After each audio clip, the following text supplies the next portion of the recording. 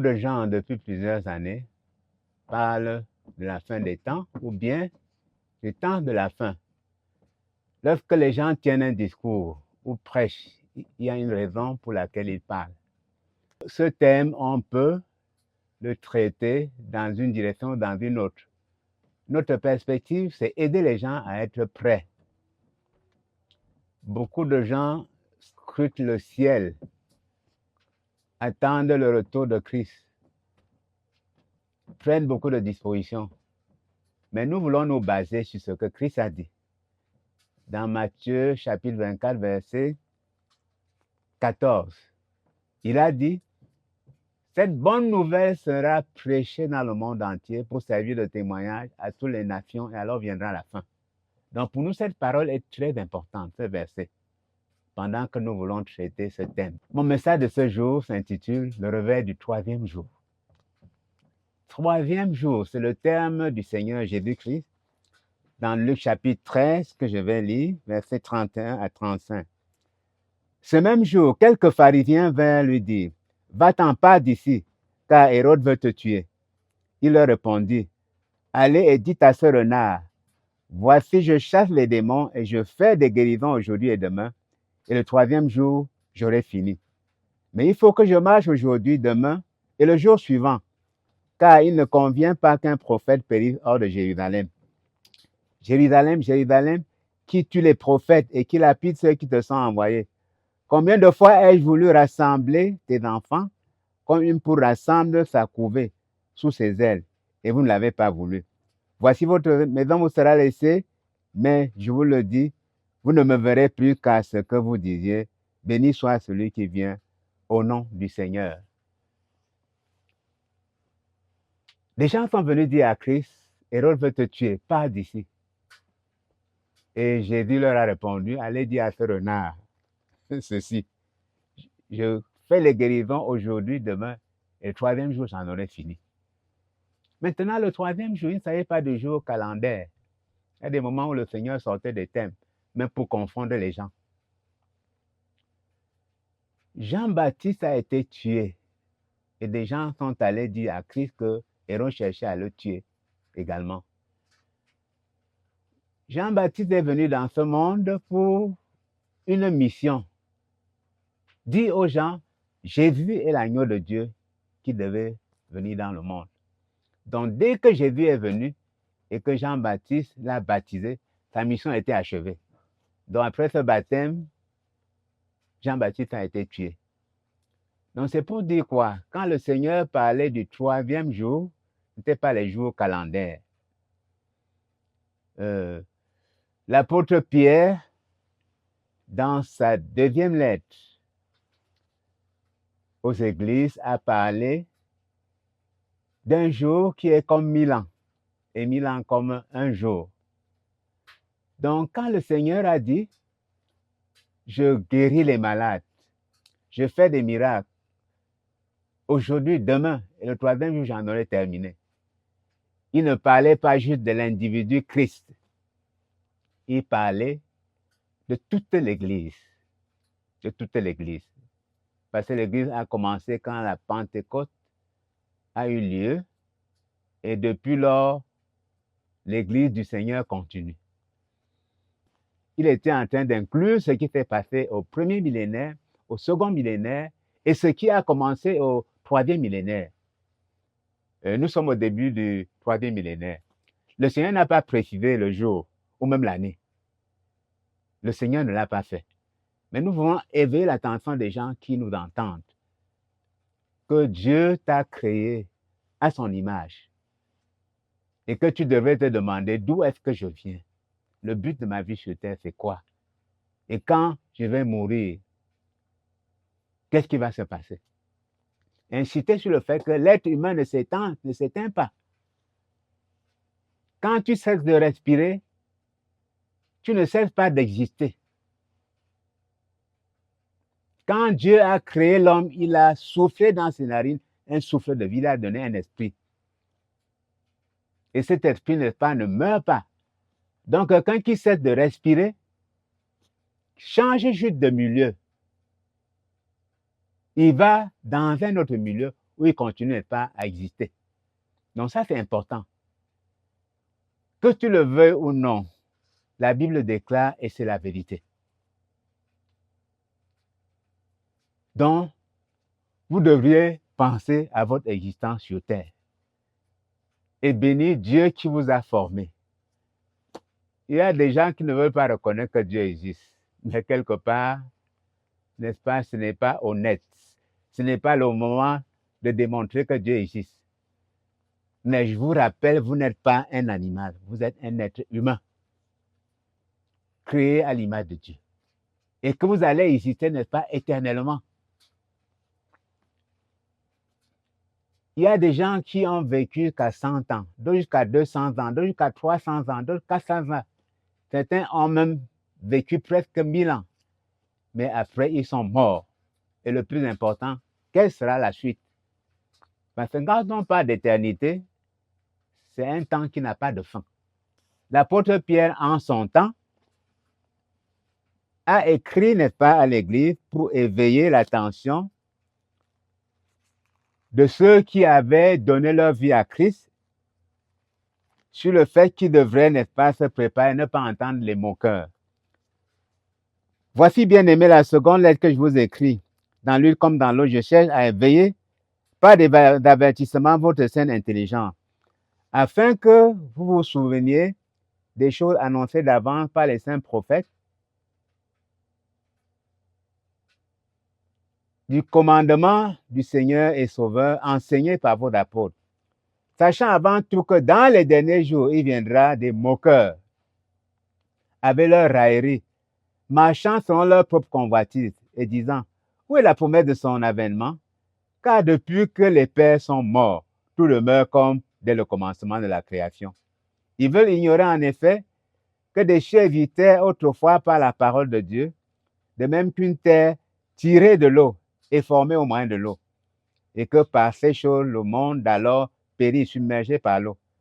Tandis que par la même parole, les cieux et la terre d'à présent sont gardés et réservés pour le feu, pour le jour du jugement et de la ruine des hommes impies. Mais il est une chose, bien aimée, que vous ne devez pas ignorer, c'est que devant le Seigneur, un jour est comme 1000 ans, et 1000 ans comme un jour. Ce monde passera. Les cieux passeront. Et l'apôtre Pierre disait, c'est par la parole de Dieu que le monde a été créé. Et par la même parole, le monde que nous voyons est réservé, n'est-ce pas, à la destruction. Donc nous sommes en train de fonder ce que nous disons sur ce que la Bible a dit, ce que les Écritures ont dit.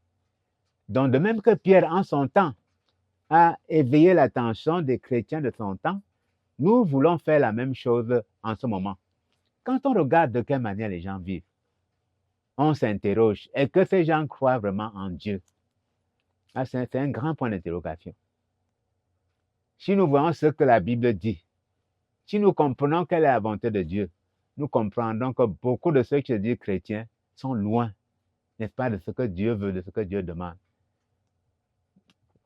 Mais c'est la folie. Nous avons dit que quand l'homme meurt, il ne s'éteint pas. Nous voulons dire d'emblée qu'il y a deux destinations. Pour ceux qui ont accepté le message de Christ, prêché par les apôtres, le message qui continue d'être prêché en ce moment, il n'y a pas d'inquiétude. Parce que lorsqu'ils cessent de respirer, ils atterrissent dans un monde meilleur, de loin meilleur que cette terre. Mais pour les autres qui ont refusé le message, pour les autres qui n'ont pas voulu croire, pour les autres qui se sont moqués des prédicateurs de l'évangile, la destination, c'est l'enfer. C'est l'enfer, c'est un autre monde. Nous ne pouvons pas décrire les douleurs que ceux qui se trouvent là-bas éprouvent. Mais nous sommes en train de parler du réveil du troisième jour pour dire aux chrétiens qui dorment qu'ils ne devraient pas dormir. Ce n'est pas le moment de dormir. Il y a eu des prophéties, n'est-ce pas, sur un grand réveil avant le retour de Christ. Si vous ne le sachiez pas, nous vous le disons. Et le réveil n'arrive pas par enchantement. Le réveil n'arrive pas juste parce que Dieu l'a prévu. Il arrive parce que des hommes ont travaillé à cela, parce que des hommes l'ont attendu. Donc, pendant que nous prêchons, nous prions pour que le réveil arrive effectivement. Et si vous avez cru, vous deviez avoir la même attitude que nous. Si Christ devait revenir, est-ce que vous êtes prêts? Même si vous êtes prêts, est-ce que les membres de vos familles connaissent Jésus? Est-ce que les membres de vos familles sont prêts? Est-ce que ceux que vous aimez sont prêts? Et même si toute ta famille a cru, est-ce que les gens de ta tribu, de ta nation sont prêts? C'est ainsi que des chrétiens normaux, n'est-ce pas, devraient réfléchir pendant qu'ils attendent le retour du Seigneur. Nous savons, il y a un grand réveil qui vient. Les prophéties, n'est-ce pas, l'ont dit. Et nous fondons ce que nous sommes en train de dire sur les Saintes Écritures. Nous reviendrons dessus. Mais nous voulons déjà dire d'emblée que Dieu est le Dieu de tous les peuples. Dieu est Dieu de tous les peuples. Les Juifs commettaient la grande erreur de penser que le Dieu était juste le Dieu d'Israël. C'est le Dieu de toute l'humanité. C'était une grande erreur qu'ils commettaient. Quand vous lisez Actes chapitre 10, tout ce que Dieu a opéré comme gymnastique pour convaincre Pierre qu'il devait entrer chez des non-juifs, vous comprenez que les Juifs étaient vraiment ignorants du fait que le Dieu créateur du ciel et de la terre était le Dieu de tous les peuples. Les Juifs ont été visités en leur temps, d'autres peuples ont été visités, mais il y a des peuples qui n'ont pas encore été atteints. Le Seigneur dit, cette bonne nouvelle sera prêchée dans le monde entier pour servir de témoin à toutes les nations. Et alors, la fin viendra. Nous aurons le temps, n'est-ce pas, de parler encore de ce grand réveil que le monde est en train d'attendre. Et c'est le réveil du 3e millénaire ou du 3e jour. Et nous sommes au début du 3e millénaire. Donc, l'apôtre Pierre a dit, un jour c'est comme 1000 ans. Christ pourrait tarder encore pendant 100 ans, ou 200 ans, ou 300 ans. C'est ce que nous sommes en train de vouloir dire. Ou 400 ans, pourquoi pas? Nous sommes en train de dire qu'on n'est qu'au début du 3e jour. On n'est pas encore à la fin du 3e jour. Donc, il faut en être conscient. Je ne vais pas utiliser ma tête pour demander comment telle chose, telle autre sera. Déjà, au 1er millénaire, des gens pensaient que Jésus reviendrait, n'est-ce pas, dans les années qui suivaient. Pourtant, Jésus avait dit, pour ce qui est du temps de la fin, il n'y a que le Père, n'est-ce pas, qui le sait. Donc, notre joie, c'est simplement pour dire, le Seigneur ne tarde pas dans l'accomplissement de sa venue. Le Seigneur ne tarde pas dans l'accomplissement de la promesse, comme quelques-uns le croient. Mais il est de patience envers tous, ne voulant pas qu'aucun périsse, mais que tous arrivent à la repentance. Voilà ce que l'apôtre Pierre dit. La raison pour laquelle Christ n'est pas venu, c'est qu'il a manifeste sa patience envers les êtres humains pour qu'ils se repentent. Ça, c'est très touchant. Donc, jusqu'à présent, le Seigneur Jésus qui a repoussé son retour parce qu'il y a beaucoup de gens qui ne sont pas sauvés et qui voudraient voir sauvés. Et qu'est-ce que Pierre dit? Ne voulant pas qu'aucun périsse, mais voulant que tous arrivent à la repentance. Voilà la volonté de Dieu. Allez fonder votre philosophie, je ne sais sur quel passage, mais pour moi, c'est ce passage qui est important. Le Seigneur veut que tout homme se repente. Et nous qui avons cru, nous devons travailler, prier pour que les nôtres se repentent. Si les nôtres ne se repentent pas, ce ne sera pas parce que Dieu ne les a pas prévus pour le ciel, ça parce que nous n'aurons pas joué notre rôle.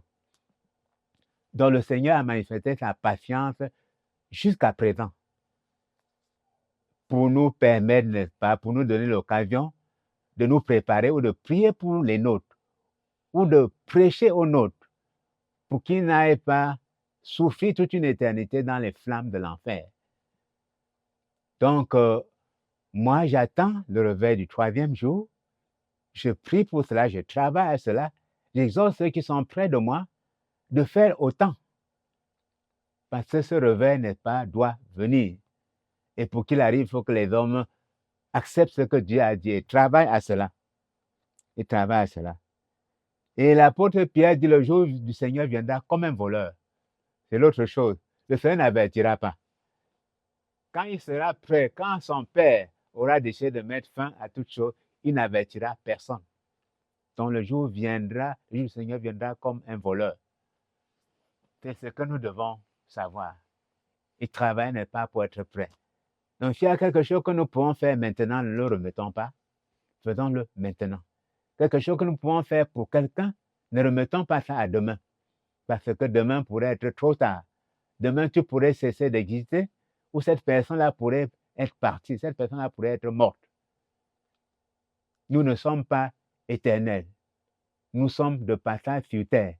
Et notre séjour sur terre est bref par rapport à une éternité que nous passerons soit dans la félicité, soit dans les souffrances éternelles. Il reste ce que nous avons dit. Il y a un réveil que ceux qui croient les prophètes, que ceux qui croient la parole de Dieu sont en train d'attendre. Qu'en est-il de vous? Qu'en est-il de toi? Tu devrais, n'est-ce pas, faire comme moi, n'est-ce pas, te préparer, avertir les tiens, mettre ta vie en règle, mettre ta vie en règle. Et quand j'ai parlé de Dieu qui a détruit le monde ancien, c'est au temps de Noé, Dieu ne blague pas avec le péché. Et le Seigneur Jésus lui m'a dit, ce qui est arrivé au temps de Noé arrivera encore par rapport à la fin du monde. Des gens se mariaient leurs enfants jusqu'au jour où cette pluie a commencé. Et les gens pensaient que c'était une blague, mais la pluie n'a fait que commencer. Puis ils ont dit donc c'était vrai, mais c'était trop tard. C'est le Seigneur Jésus-Christ qui a pris cet exemple, que le jour du Seigneur viendra comme un voleur, de façon surprenante. Il a pris l'exemple de Noé. Vous vous imaginez, toute une humanité a été décimée par Dieu qui a créé l'homme à cause du péché. Donc Dieu est très bon. Il est de patience, ne voulant pas qu'une seule âme périsse, mais que ces âmes parviennent à la repentance. Mais Dieu est saint. Il punit le péché. Il punit ceux qui ne veulent pas accepter son amour. Et nous ne sommes pas en train de te dire d'aller travailler, n'est-ce pas, pour aller au ciel. La Bible ne le dit pas. Nous t'informons que quelqu'un a payé le prix pour toi. Jésus-Christ, le Fils unique de Dieu, est venu sur terre mourir pour mes péchés, pour les tiens, les péchés de toute l'humanité. Donc le salut est gratuit. Le salut est gratuit. Pendant que nous t'invitons à te préparer, c'est simplement accepter le Seigneur Jésus-Christ. Que lorsqu'il mourait en Israël, à Golgotha, il mourait pour ton péché. C'est cet évangile que j'ai entendu, j'ai cru, j'ai ouvert mon cœur et Dieu est entré dans ma vie et l'a changé. Donc quand nous parlons, c'est de par notre expérience. Le pécheur vient à Dieu simplement parce que Christ est mort pour lui, parce que Christ a payé le prix. Donc Dieu ne te demande pas d'aller soit donner l'argent pour être sauvé, soit faire un travail ou un autre pour être sauvé. Dieu te demande de croire à ce message que tu es en train de recevoir. Qu'un seul est mort pour nos péchés, Christ est mort. Et que si en entendant ce message, tu reviens en toi-même et tu dis à Dieu, pardonne-moi, Dieu va te pardonner, effacer tous tes péchés. Si bien que si Christ devait revenir cette nuit ou demain, tu es prêt. C'est tout ce que, n'est-ce pas, la Bible dit de notre existence et du prix que Christ a payé. Si tu rejettes un tel amour, une offre gratuite, la colère de Dieu est déjà sur toi. Parce que Christ est mort. Christ est mort. Tu n'as plus aucun autre prix à payer. Ce que Dieu t'offre, c'est son amour. Donc pour ceux qui auront refusé son amour, pour ceux qui l'auront piétiné, il n'y a qu'une destination. Les flammes, la souffrance pour toute une éternité. Et Dieu n'aura pas été méchant. Parce que pendant toute ta vie, il t'a montré ta bonté. Pour l'ancien monde, Noé n'a pas conçu l'arche en un jour. Ça a pris beaucoup de temps. Et pendant qu'il construisait là, il était en train de prêcher aux gens. Mais des gens se moquaient de lui. Certains disaient, oh, il est en train de construire une arche dans le désert. Donc, il y a des choses que Dieu fait pour nous avertir. Même ce message que tu entends, Dieu est en train de t'avertir. Il y a beaucoup d'autres choses que Dieu fait, n'est-ce pas, pour t'avertir d'une manière ou d'une autre. Donc, sois sage. Sois sage. Ouvre ton cœur à Jésus. Reçois-le comme ton sauveur et Seigneur personnel. Et il va écrire ton nom dans le livre de vie, aujourd'hui même, pas demain. Et s'il vient à n'importe quel moment, tu seras prêt. Et si tu es un enfant de Dieu qui vit dans le péché, comme plusieurs personnes vivent dans le péché et prétendent que Jésus est mort. Jésus est mort pour que nous ne péchions plus. Donc, mets fin au péché que tu es en train de commettre. Jésus en a payé le prix. Si tu t'humilies, si tu te repens, Jésus va te pardonner, te laver, te purifier par son sang. Donc, le jour du Seigneur vient comme un voleur. Si je meurs maintenant, ce sera la fin pour moi. Si toi, tu meurs, ce sera la fin pour toi. Donc, il y a une fin personnelle, individuelle pour chacun, en attendant le grand retour du Seigneur. Donc, tu devrais te préparer. Tu devrais être prêt. Et surtout, t'attendre à ce réveil du 3e jour, à ce réveil du 3e millénaire. Si aujourd'hui tu crois, mets-toi du bon côté. Le bon côté, c'est le côté de ceux qui croient à la parole du Seigneur et qui sont en train de se préparer, en aidant les jours à se réconcilier avec le Seigneur. Et si toi, tu n'y avais pas pensé avant, bien que tu aies cru, ça, c'est le jour de commencer à y penser et à te préparer pour le lieu où tu vas passer l'éternité. Évidemment, le jour où tu as cru au Seigneur, ton nom est écrit dans le livre de vie. Plus personne ne pourra l'enlever, sauf si tu renies le Seigneur. Donc, si tu es arrivé même de tomber, voilà, la Bible dit que le sang du Seigneur a coulé pour que tu sois pardonné. Pour celui qui est tombé. Donc, reçois ce message et ouvre ton cœur au Seigneur pour qu'il te purifie de ce que tu es en train de commettre comme péché. Le Seigneur va te pardonner, le Seigneur va te laver et tu vas continuer ta marche. Et cette marche-là continuer n'est pas ne plus pécher et avertir ceux qui t'entourent. Voilà ce que Dieu attend de moi, voilà ce que Dieu attend de tous ceux qui ont reçu son Fils Jésus-Christ. Voilà ce que Dieu attend, n'est-ce pas, de l'Église actuellement.